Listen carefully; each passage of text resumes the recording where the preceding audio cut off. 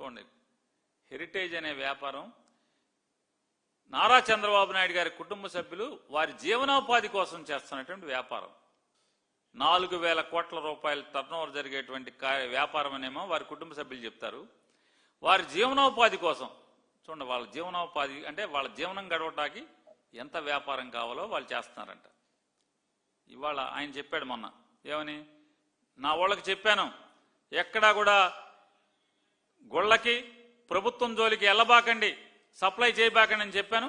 ఎంతవరకు ఎవరు కూడా హెరిటేజ్ కంపెనీ ఆంధ్రప్రదేశ్ రాష్ట్ర ప్రభుత్వానికి కానీ ప్రభుత్వంతో వ్యాపారం చేయలేదు, ప్రభుత్వం దగ్గర ఎటువంటి మేమేమీ తీసుకోలేదు, ఎటువంటి లాభం తీసుకోలేదు, దేవుడి దగ్గర కూడా మేము సప్లై చేయలేదన్నారు. అన్నింటికీ పటాపంచులై భగవంతుడు ఎప్పుడెప్పుడు వాళ్ళ టెండర్లో పాల్గొన్నారు, టెండర్లో L3 ఎప్పుడు వచ్చారు, ఏం సప్లై చేశారు, నెయ్యి ఎంత ఏముంది, అలాగే ఏ రేటుకి సప్లై చేస్తామని చెప్పారు, అలాగే పాలపొడిని 2,000 కేజీల పాలపొడిని ఎప్పుడు సప్లై చేశారు అన్నీ చెప్తూ, అదొకటే కాకుండా భగవంతుడు బయటపెట్టినాయి. హెరిటేజ్కి తోక కంపెనీలుగా ఉన్నటువంటి ఏ కంపెనీలు దేవుడికి సప్లై చేసినాయో కూడా దేవుడు బయట పెట్టేశాడు. పట్టుమని సూర్యుడు తెల్లారేలోపు, రాత్రి పొడుకుని తెల్లారి లేచేలోపు చంద్రబాబు నాయుడు గారు అసెంబ్లీలో మాట్లాడి సూర్యుడు పొడుకుని మళ్ళీ పొద్దునే లేచేప్పటికీ మొత్తం పాపం బద్దలైపోయింది.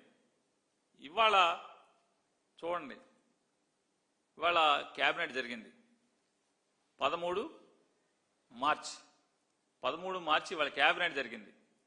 క్యాబినెట్లో ఎవరో ఒక విలేకరు చెప్పింది 26 అంశాలు ఉన్నాయని చెప్పని, తన శాఖ కాకుండా పక్క శాఖ చూసేటువంటి మంత్రి గారు మాకు చెప్పారండి అని చెప్పారు. తన శాఖ అసలు గాలికి వదిలేసి జగన్మోహన్ రెడ్డి గారి దూషణ శాఖ మచ్చులు మాకు చెప్పారండి, 26 అంశాలు ఉన్నాయండి అని చెప్పారని చెప్పని ఒక మిత్రుడు చెప్తున్నాడు, పాత్రికేయ మిత్రుడు. 26 అంశాలు, 26వ అంశం అంట, 26 అంశాలు ఇవాళ క్యాబినెట్ బ్రీఫింగ్ వచ్చి ఒక మంత్రి గారు చేశాడు కదా ఇప్పుడే ఒక గంట క్రితం. కానీ 26వ అంశాన్ని మాత్రం దాచిపెట్టేశాడు, సంచిలో దాచిపెట్టాడు. 26వ అంశం ఏంటయ్యా అంటే,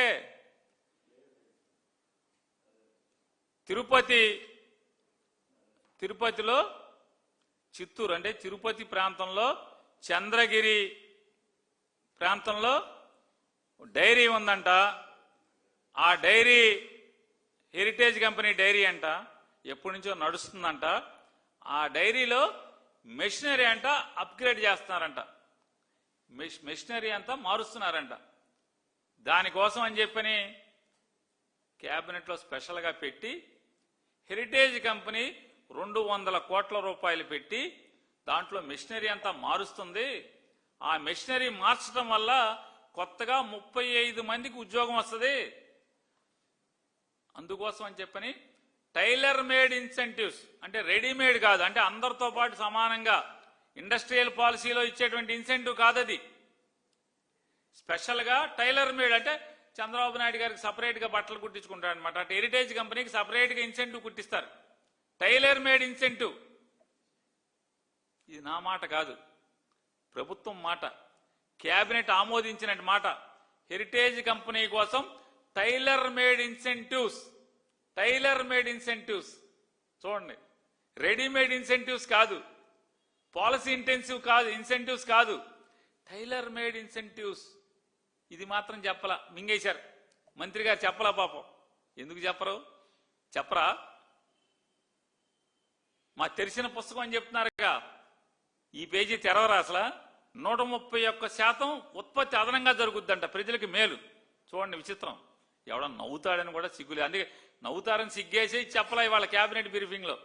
131% ఫ్లేవర్డ్ మిల్క్ ప్రజలకి సౌలభ్యంలోకి వస్తాయంట. పన్నీరు 400% పన్నీరు అదనంగా వస్తుందంట, అది ప్రజలకు లాభం అంట. దానికోసం అని చెప్పని కొత్తగా ఇన్సెంటివ్స్ అనేటువంటి బట్టలు కుట్టించి హెరిటేజ్కి వేస్తారంట. టైలర్ మేడ్ ఇన్సెంటివ్స్ వాళ్ళ క్యాబినెట్ ఆమోదం. సిగ్గు శరం, నవ్వుతారేమో ప్రజలు. అంతకితమేమో మజ్జిగ సప్లై చేశారు, తోఫాలో సంక్రాంతి కానుకల్లో అన్నీ సప్లై చేస్తారు హెరిటేజ్ నుంచి. పత్తిత్తి కబుర్లు చెప్తారు చంద్రబాబు గారు అసెంబ్లీలో. పెద్ద పతివతా సినిమాని ఈయన. ఏం చెప్తాడు? అసలు ఆ కంపెనీ ప్రభుత్వంతో వ్యాపారం చేయదు, మజ్జిగ మనమే అమ్ముతాం. వేసవకాలంలో 2014-19లో వేసవకాలంలో రోడ్డు మీద వెళ్ళే ప్రజలు వడగాల్పులతో రోడ్ల మీద పడిపోయి చచ్చిపోతారేమో అని చెప్పని మజ్జిగ పంచి పెడతారంట రోడ్ల మీద. దానికి కోట్ల రూపాయలు నిధులు రిలీజ్ చేస్తారు, కలెక్టర్లకు ఆదేశాలు ఇస్తారు. కలెక్టర్లు కింద జిల్లా అధికారులకు ఆదేశాలు ఇస్తారు, హెరిటేజ్ కంపెనీ మీరు మజ్జిగ కొని పంచిపెట్టండి అని. అంటే ఆ హెరిటేజ్ మజ్జిగ తాగితే వడగాల్పు తగలదు. విజయాది కొన్నా, ఇంకేది కొన్నా, సంగంది కొన్నా, ఎవడది కొన్నా వడగాల్పు తగులుతుంది, పడిపోతారు. ఒక హెరిటేజ్ కొంటే మాత్రమే వడగాల్పు తగలకుండా ఫుల్గా తిరిగేస్తూ ఉంటారు, ఎంత ఎండ అయినా సరే. అట్లా దేవుడికేమో 2000 టెండర్లు లేకుండా, ఏ టెండరు లేకుండా 2000 కేజీల పాలపొడి వెంకటేశ్వర స్వామికి. మరి వెంకటేశ్వర స్వామి పాలపొడితో ఏం చేసుకుంటాడు తెలియదు. ఇందాపూర్కి మీకు లింక్ ఏంటి? సంఘంకి వైష్ణవికి లింక్ ఏంటి? అలాగే రాజస్థాన్ బోలే బాబాకి హెరిటేజ్కి లింక్ ఏంటి? అలాగే ఉత్తరాఖండ్ బోలే బాబాకి రాజస్థాన్ బోలే బాబాకి లింక్ ఏంటి?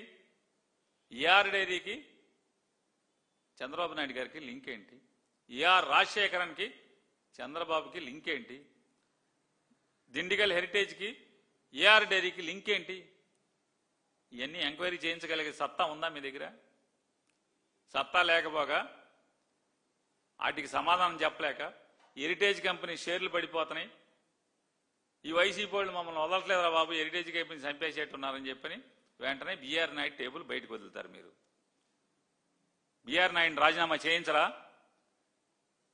ఒక క్యారెక్టర్ లేనోడిని ఎంత బరితెగించారంటే, ఆంధ్రజ్యోతి ఆయన రాస్తాడు, టీటీడీ చైర్మన్గా అవ్వకముందున్నటువంటి భాగవతాలని ఇవాళ ఆపాదిస్తున్నారు. అసలు భాగవతాలు ఉన్నవాడిని దేవుడికి సేవకి వేస్తాం కరెక్టా? సరే, మేము మీ కథకే వద్దాం.